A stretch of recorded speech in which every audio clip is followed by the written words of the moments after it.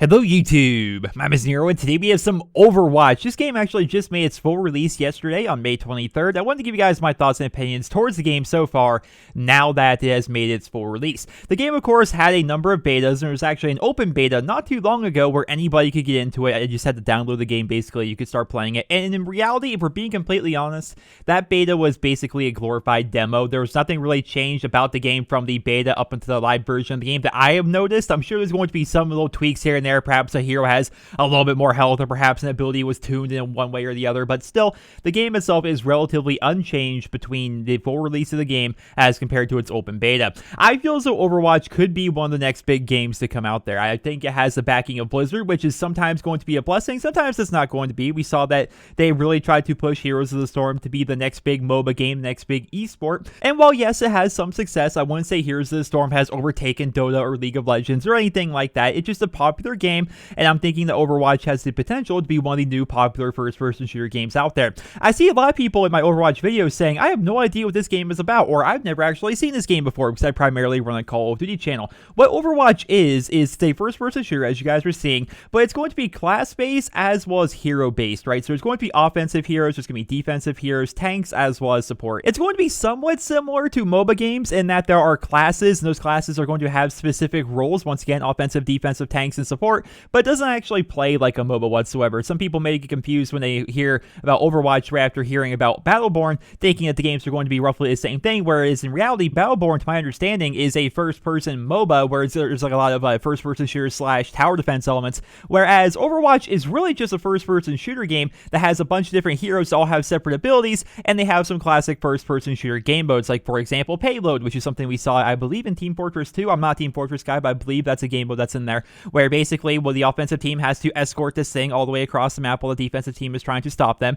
There's a game mode that's going to be essentially like Hardpoint or King of the Hill, whichever you prefer, where both teams are fighting for the objective. There's game modes like that in there, but all these different heroes have separate abilities, and they can be swapped out in-game to try to combat what the opposing team is actually trying to do to you. So just to give you guys an example of what some of these hero abilities can do, I'll give you some examples of my personal favorites. The guy I'm playing as right now is actually going to be Reinhardt. Now, he's a tank, and as you guys can see, he puts up a giant shield. Opposing players cannot shoot through that shield, except if they're using an energy weapon, and it's very, very nice to help protect your team. He can also swing his big hammer, do a little bit of damage that way, and his E abilities, he's going to shoot out like this little fireball that will actually penetrate through multiple people and do a decent amount of damage. He's a tank hero, and he's meant to be played as such. McCree is one of my personal favorites to play as. He's essentially this cowboy-themed character who has his 6-shooter pistol, which is actually very, very powerful, and he also has the ability to stun his opponent, as well as he can fan the hammer, as it's called, where he shoots all the remaining bullets in his pistol very, very quickly. So the idea with him is you want to go up to somebody, you want to stun them, then fan the hammer to kill them off really, really quickly. There's some other heroes, like, for example, Mercy is a support hero that I personally like playing as the most of all the support heroes, where she can follow you around and she can heal you, or she can give you a damage buff to make you do more damage, or she can, like, float to her teammates, like, kind of like angelically, if that's a phrase, and that's like her mobility ability. There's so many different heroes in this game. They all have separate abilities. They're all completely different, and you sometimes have to swap out your hero mid-game to try to counteract what the opposing team is doing. For example, if the opposing team has, like, 2 people running Pharah, and they're both doing very good, which if you guys don't know, Pharah is this person that can actually fly up in the air and shoot rocket launchers from the sky, then you might need to switch to somebody like Soldier 76 or somebody with hit scan to try to counteract her up in the air, because somebody like Reaper, who's just using shotguns, can't actually counter that because he has trouble having shotguns hit somebody that's all the way up there in the sky. Every single hero has counters and balances, and it's fun in that respect, right? So I really enjoy Overwatch. I've been playing it a lot. I think I put in like 21 hours or something like that into the open beta, and I put a couple hours into it last night with the full release of the game. Again, I haven't seen any major changes to the formula whatsoever. It seems to be just about the same game. Cypher, my friend Cypher actually made a pretty interesting point yesterday, and I hadn't actually considered this, and I wanted to kind of bring it up here in this video. What's interesting about Overwatch is there really is no progression system whatsoever, yet it's just a fun game to play, and yet you play it as much as if you were actually progressing towards something. How the game is designed from the very beginning, and Blizzard has talked about this a number of times, is they want Overwatch to be a game where every character is always unlocked for everybody, because like I've already mentioned, a big part of the game is swapping out your characters mid-game to try to counteract what the other team is doing, right? You don't have to swap out your characters, you can try to just go with what you have, but it's a part of the game. They want to make it so that no characters, no specific heroes are going to be locked behind any kind of a paywall, any kind of a slot machine, because they do have loot boxes in this game, which I opened up 100 of those yesterday here on my YouTube channel. It's all cosmetic stuff, stuff in there, which I thought was pretty good. So they want to make sure everybody has these heroes by default. So what are they going to be doing in terms of a progression system or in terms of an unlock system? Well, right now, all you really do is you play, you level up just by earning experience and earning medals in game, and then every time you level up, you get a loot box, and that's about it. Inside that loot box is just the same loot boxes I opened up in my video yesterday, where, you know, you get cosmetic items. That's really it. And of course, you have this career profile where you can look at your time played with every single hero, and you can look at all your different stats, like what's the, you know, personal best number of eliminations you ever had, what's the most healing you ever done in the game, stuff like that, like a typical combat record that you may see in something like Call of Duty or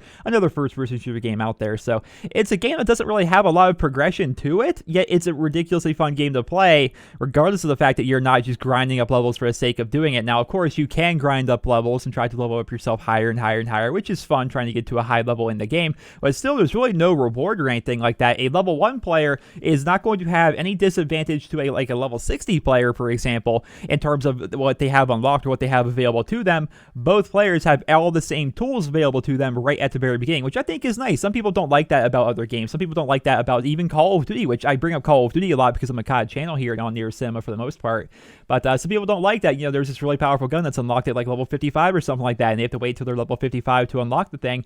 In Overwatch, it's not the case. Everybody has just about everything unlocked right away in terms of things that actually change the gameplay mechanics themselves. In a somewhat controversial decision, Blizzard has decided to not include a single player or story mode campaign to Overwatch, which has a lot of people wondering, is this game actually going to be worth full retail price for a game that is going to be multiplayer only? We saw this a couple of years ago with Titanfall, and Titanfall really tried to hand-fist the campaign story mode in there by making you play multiplayer matches, which really didn't work out very well. And you have to wonder, is the same going to be true for Overwatch? There is a story to Overwatch. You get to learn a lot about the story from the character dialogues and interactions that they have with each other, as well as the maps and things like that. But the main place that you're going to be seeing the story for Overwatch is going to be through their Pixar quality cinematics and trailers that they've put out that you can, of course, watch on YouTube. There's a lot of really good ones there, and they're all pretty good in my opinion, but still, it is a multiplayer only game, so I definitely think that's going to turn off a lot of people. They're doing microtransactions in the same way that I think a lot of games are doing microtransactions these days, which is going to be loot crates, right? They have a system in place called loot boxes. Now, how this works is you get a loot box every time you level up,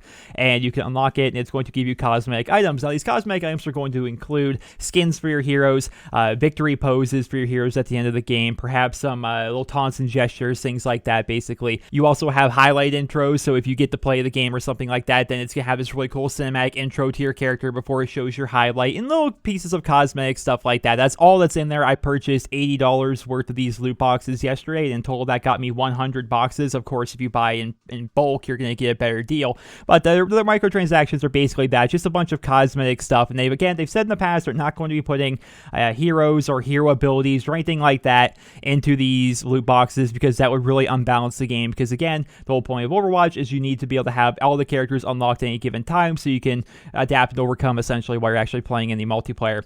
I feel as though the game itself would probably be worth $60. I put 21 hours into the open beta alone, and the open beta, like I mentioned towards the beginning of this video, is pretty close to the full version of the game. It's a very good beta. It was essentially a demo, and I enjoyed the game. I think it's fun. I'm going to put in a lot of time, so for me, the $40 price tag is no big deal, because again, I play on PC where it's only $40, and if you play on console, it's going to be $60. So you can make your decision as to whether or not the game might be for you by watching this video, watching some of my other Overwatch videos. I have a live video of Soldier 76 during the beta that I had a lot of fun with. Maybe you guys want to go ahead and check that out. I'll link it towards the end of the video.